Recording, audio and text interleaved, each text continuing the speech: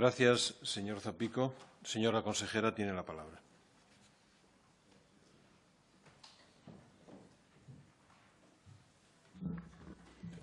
Gracias, señor presidente. Señor Zapico, celebro la formulación de esta interpelación que efectivamente.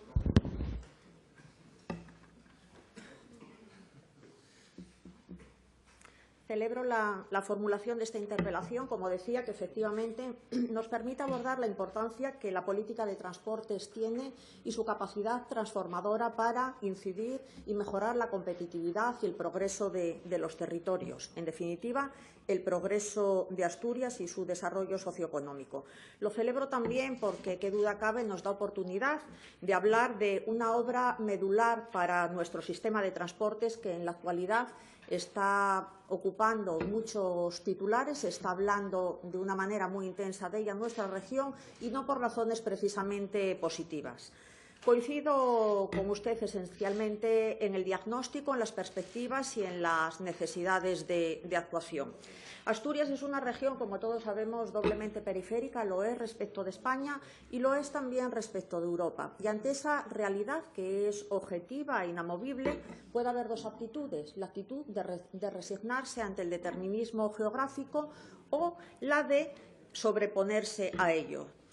Y esta sobreposición, de alguna manera, se logra, yo entiendo que por dos vías fundamentales. Por una parte, a través de la dotación de infraestructuras como medios para conseguir territorios más vertebrados, más accesibles y con más posibilidades de progreso, pero se logra también no solamente con dinero, sino con visión estratégica desde la acción pública, con ideas, en definitiva, claras acerca de cómo optimizar las infraestructuras, gestionando la realidad que tenemos, las oportunidades que las comunicaciones nos brindan, con ese sentido de la eficiencia y gestión estratégica necesaria.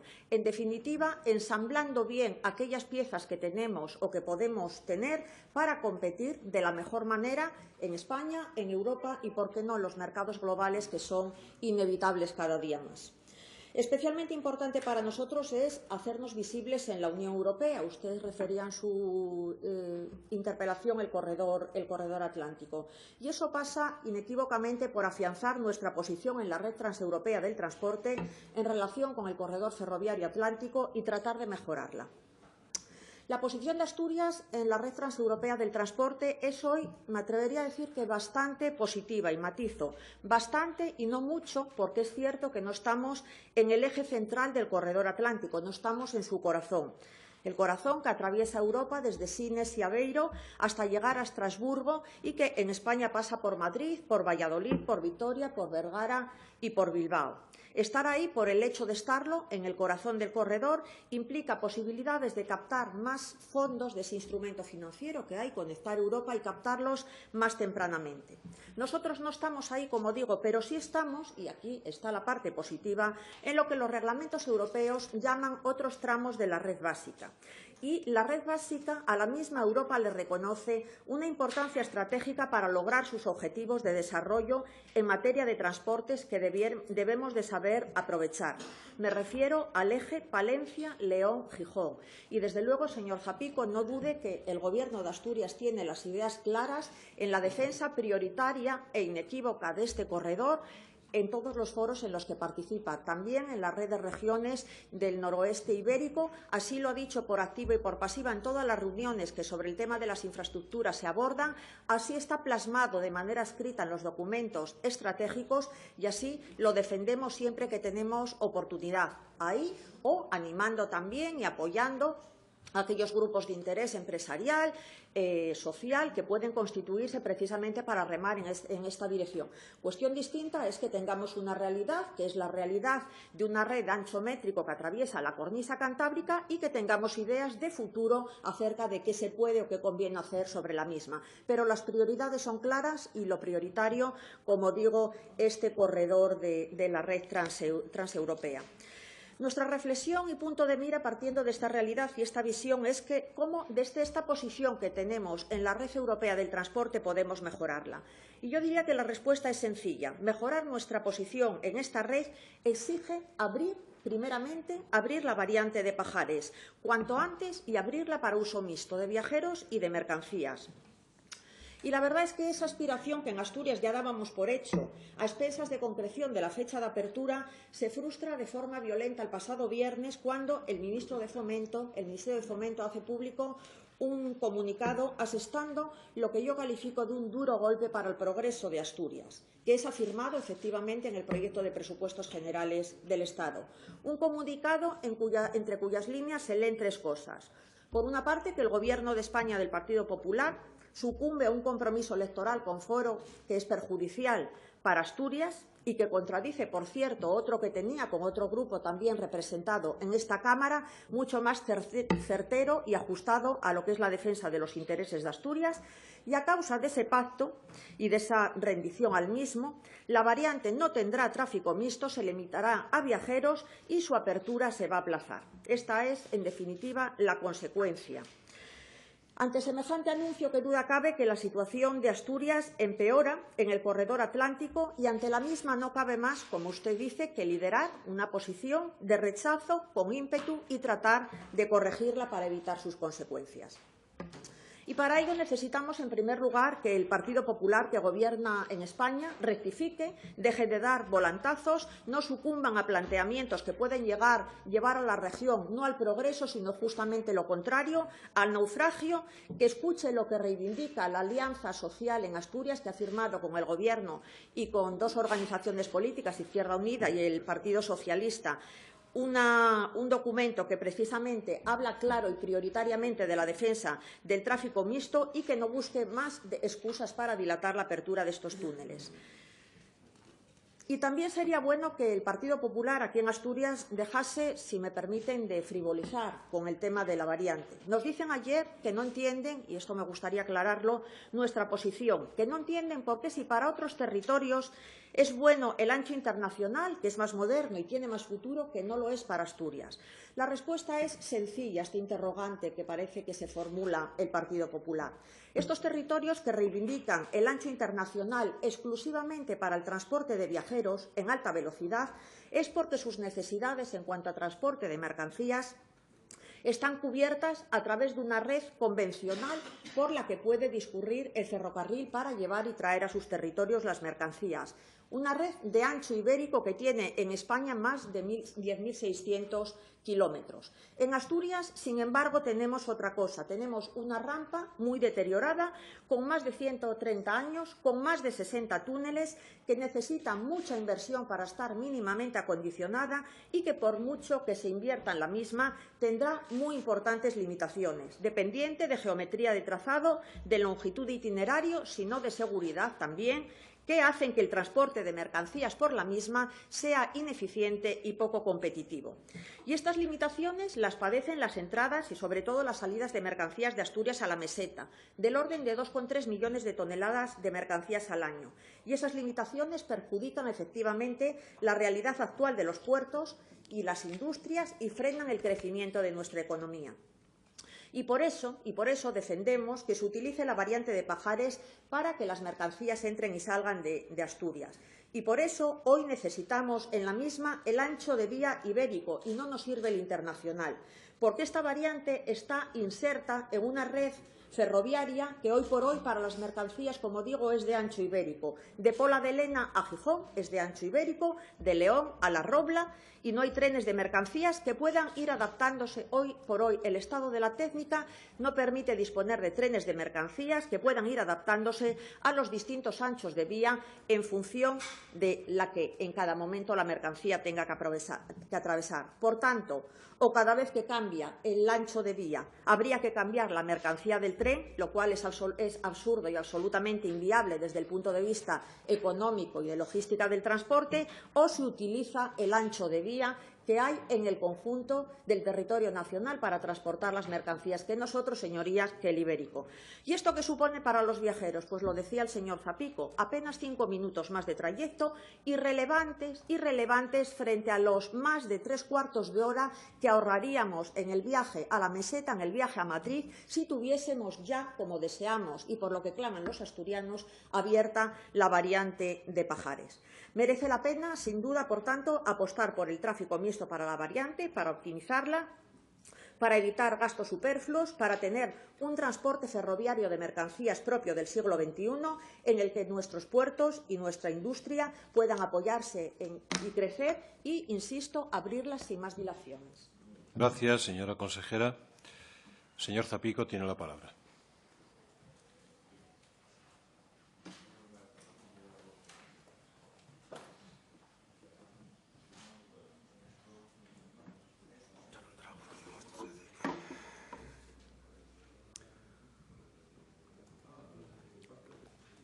Gracias, señor presidente. Bueno, celebro que, en líneas generales, ambos coincidimos en la exposición. Y a ambos nos faltó hablar de un asunto que también es de especial relevancia en este debate, ¿no? Tanto el Partido Popular como Ciudadanos tienen en mente para España otro modelo, y es el eje mediterráneo. Abiertamente lo dicen y abiertamente se refleja en los presupuestos generales del Estado. Es muy difícil el poder justificar en Asturias, yo creo que tanto unos como otros, la posición de defensa de nuestra comunidad autónoma, de nuestro ferrocarril y de nuestras mercancías, cuando su apuesta decidida es por el eje mediterráneo. Les gusta oírlo a las señorías del Partido Popular, que no.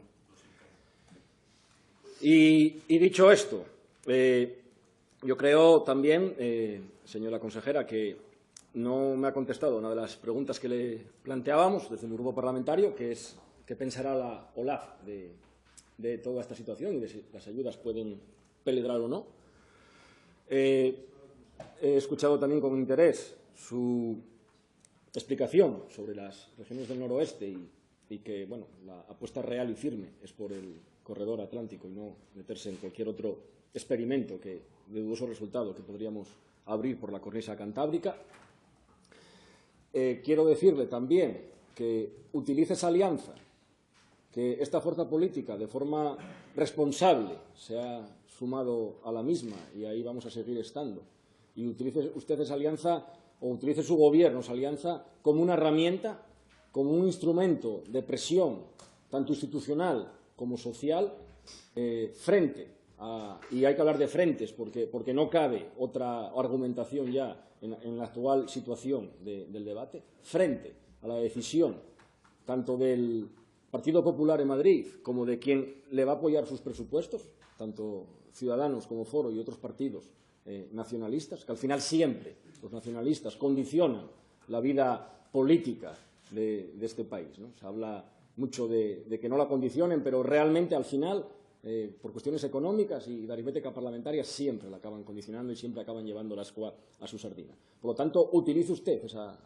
ustedes esa alianza como palanca de movilización institucional y social. Nos tendrán ahí si van a hacer eso de forma valiente y decidida, y si no, pues tendrán que, espero que no, oír nuestros reproches, ¿no? Porque nosotros insistimos, creemos que hay que ser especialmente beligerantes en los tiempos que corren. Y termino diciendo además algo que de lo que estoy seguro. Yo estoy seguro que si hoy Jovellanos viviese, Jovellanos querría tráfico mixto por la variante ferroviaria. Gracias, presidente. Gracias, señor Zapico. Señora consejera, tiene la palabra.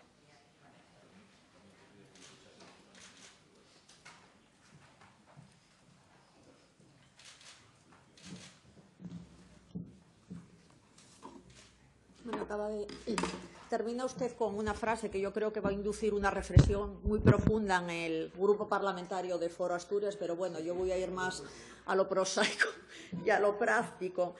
Y vamos a seguir hablando de la variante de Pajares y del corredor atlántico. Me gustaría resaltar la necesidad objetiva también de apostar en general por el transporte ferroviario y lo que a ello puede contribuir esta apertura de la variante de Pajares para el tráfico mixto, porque se nos dice desde todos los ámbitos. Tenemos como ciudadanos, como organizaciones, como territorios, un desafío y un compromiso global con la mitigación del cambio climático. Es muy muy importante cómo nos movamos nosotros y cómo se muevan nuestras mercancías para contribuir positivamente a mitigarlo. Hace poco todavía estaba la comisaria europea en Madrid y utilizaba datos elocuentes que yo creo que hay que también poner en valor y que refuerzan nuestro mensaje de apuesta de la apertura de la variante por el tráfico mixto. Y es que de las emisiones que produce el transporte, que son muchas, el 95% de las mismas están asociadas al transporte por carretera, emisiones de gases de efecto invernadero.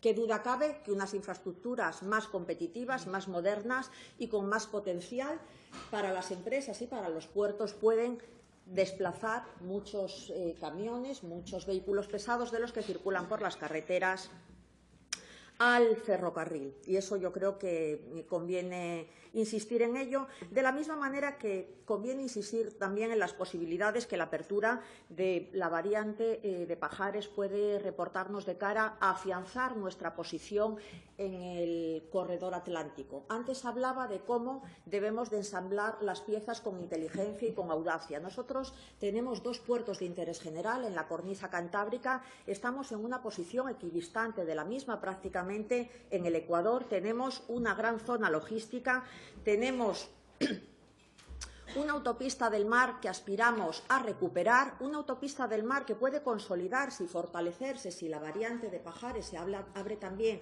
para el tráfico de mercancías, y que es una autopista del mar que restituida nos puede ayudar a consolidar esa idea que, por cierto, está muy trabajando en ella la Comisión Europea en estos planes de trabajo que tiene para la revisión del corredor atlántico, a consolidar, como decía, ese corredor ferromarítimo, aprovechando nuestra dimensión marítima entre el ferrocarril hasta Gijón, hasta el puerto de Gijón, y ahí conectar con Francia a través de Nantes, y de Nantes por ferrocarril con París, para ubicarnos, digamos, en una especie de bypass en el corazón del corredor y tener, como hablaba antes, más oportunidades de conseguir fondos europeos. Esto yo creo que es una aspiración en la que tenemos que trabajar, ensamblando todas estas piezas para reforzar nuestra posición, y para ello es muy importante la apertura de la variante para tráfico mixto. Y una alusión al tema de los presupuestos del Gobierno de España, que realmente se entregaron ayer en el Congreso, porque efectivamente son un batacazo en toda regla, una tomadura de pelo, una provocación, podemos llamarlos de muchísimas maneras, y lo son de una manera muy especial y muy nítida en relación con lo que tiene que ver con la variante de Pajares y otras infraestructuras ferroviarias del corredor. Efectivamente, la alianza social y política que tenemos había reivindicado para este proyecto calendario y presupuestos. Pues se nos despacha el Gobierno de España con un presupuesto donde la variante de Pajares se constata que el año pasado ha consumido menos del 30% del presupuesto que tenía asignado.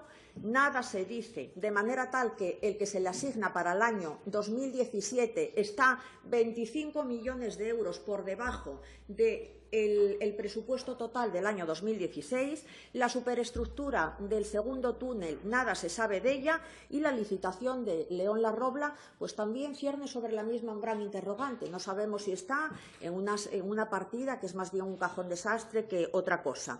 Por tanto, lo que está claro es que la variante de Pajares, que tenía que estar terminada este año 2017, lo que deja claro el presupuesto del Estado es que no va a estar antes del año 2020. Y eso casa muy bien y tiene mucho que ver con este pacto tan bochornoso y tan lamentable entre Foro y el Partido Popular, porque efectivamente todo lo que hay que hacer en torno a esa infraestructura, desmontando vías, cambiando catenaria y empezando de cero a promover contratos, va a llevar 3, si no más años por delante antes de que esa infraestructura se pueda poner en servicio. Por tanto, una tomadura de pelo, una, digamos, no sé si estrategia también para el abandono o dilación de una obra que es fundamental, estratégica para Asturias, y por tanto un rechazo rotundo por nuestra parte, para el que pensamos contar también con el apoyo de la Alianza Social y Política.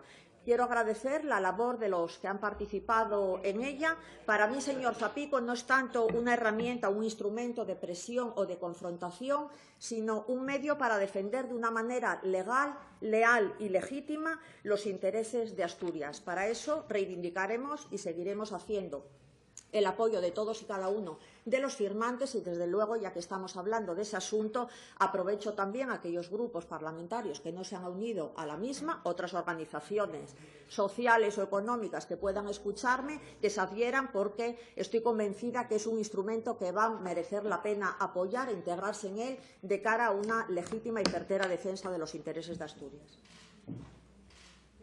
Gracias, señora consejera. Antes de proseguir con el orden del día establecido, comunicar al Pleno que el asunto número 25, proposición no de ley a iniciativa del Grupo Podemos, ha sido retirada. Asunto 25, retirado del orden del día. Pasamos al punto número 3.